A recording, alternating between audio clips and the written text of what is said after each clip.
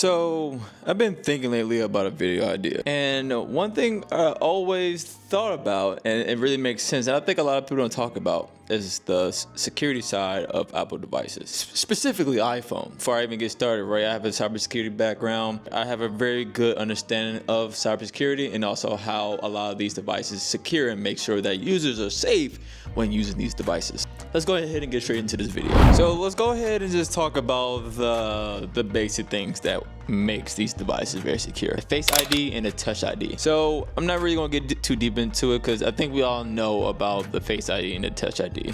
Well, the Touch ID kind of already has been ditched for the Face ID because if we all know that Apple devices that back in the past used to have the Touch ID, where you can kind of just use your finger to log into your phone. Now everything is, face, right? It kind of just, scan your face features to get into your phone, or you can use a passcode like just any other phone. And the other security feature that these devices have is the iMessages. It just means that every time you send a text, it's fully encrypted. We're not gonna go too deep into that because I feel like I don't want a lot of this stuff to go over you guys' head, right? But basically, whenever you send a text, it just goes, between you and the user or your friend, whatever the case may be. I'm talking like I'm back at work, but between you and your friends and whoever you're texting, nobody is able to see those messages. But whenever it turns to a green bubble, your messages become decrypted. If you ever notice, there are times within your phone where whenever you're texting and you see a little green bubble and it goes back to blue, there's a point within it would say that your text is not encrypted, and it will give you that warning. So whenever you are texting, just know that your text is not encrypted whenever you see a green bubble. And also, and this is one of the things that I really love about Apple, is that a lot of their apps on the App Store is reviewed. So for example, if you are on Microsoft Store or whatever, a lot of those applications are not reviewed for malicious malware being hosted on that application. Apple Store, they do a whole different review process, and it's actually kind of harder to push a lot of applications through Apple because they have to go through a whole review process. And if they don't review that process, then the app doesn't get on that store. But with Microsoft, it feels like more so the Wild Wild West. Yes, there is a review process, but like I said, it still feels like the Wild Wild West. You can upload a bunch of different things on there, like games and whatever the case may be. And those games and all those applications can host malware. And that is a known thing. Just like if you were to download a game from Steam, some of those games can host malware. It's just a thing that is hard to get around. But going back to Apple, they have a really good review process for the application. So a lot of the applications are very secure in their own way.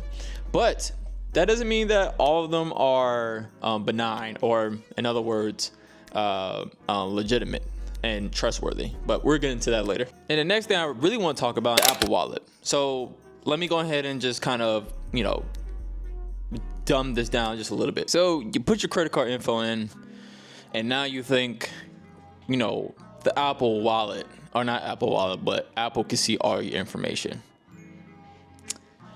That is not possible. So let me explain it. So once you put the credit card information inside the wallet, it goes straight to the bank.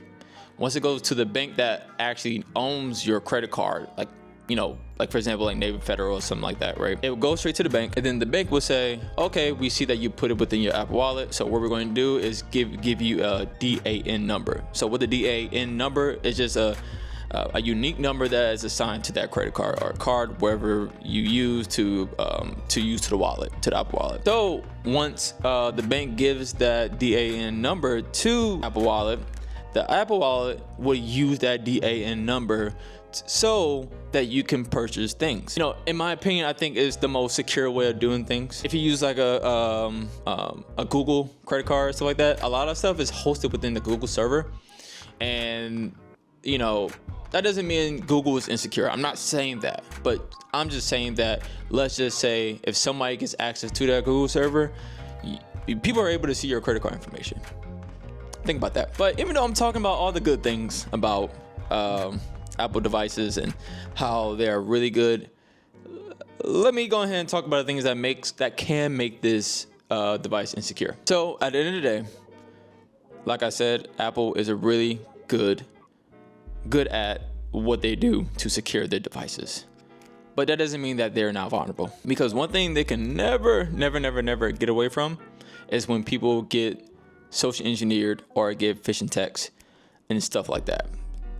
That right there is something that you can never get around. And what that means is somebody is just tricking you into clicking on something, sending you money, sending them money, wherever the case may be. That's what social engineering is about. The point of it is to trick people to do something that they should not be doing, right? They just trick you into opening the door. Then at the same time, Apple is open to zero-day exploits. Things like Pegasus. I'm not going to get into Pegasus, but what I'm saying is zero-day exploits are pretty much exploits that has been exploited that day, found and exploited that day. That's why it's called zero-day, because it hasn't even been a day yet and it's just been exploited. So once it's been exploited and once you find a vulnerability, you close that up. But like I said, Apple is not able to get away from that. No company is able to get away from zero-day exploits. It's something that keeps, cybersecurity a thing, right? You keep on going, right? I mean, we have to be ready for those type of exploits and vulnerabilities. And the other thing we could talk about as well, like, remember when I said something about the App Store being, review heavy, where you can't just put any apps on there? That is true. You can't just put any apps on there, but that doesn't mean those applications cannot get access into the information that you give them. Like, for example, when people get those followers accounts that track your following and stuff like that, the things that we used to use, I believe last time I used, I was back in college. Whenever you used it, you would be able to see who's following you and who's not following you. But to do that, you have to give that application your Instagram information. And the fact you're giving them your Instagram information, they have access to get into your Instagram. That's just another way of social engineering. You doing something that you don't know that you're doing. Basically, you're giving access to a company that you trust, but you don't trust them, because I can make an application like that. All I need is your Instagram information, and I can do whatever. I can ramble on for days. Apple makes really good devices. Windows make really good operating systems. But just at the end of the day, everybody, please be mindful of the things you click. Please be mindful of the things that you see. And yeah, see you guys later. Peace.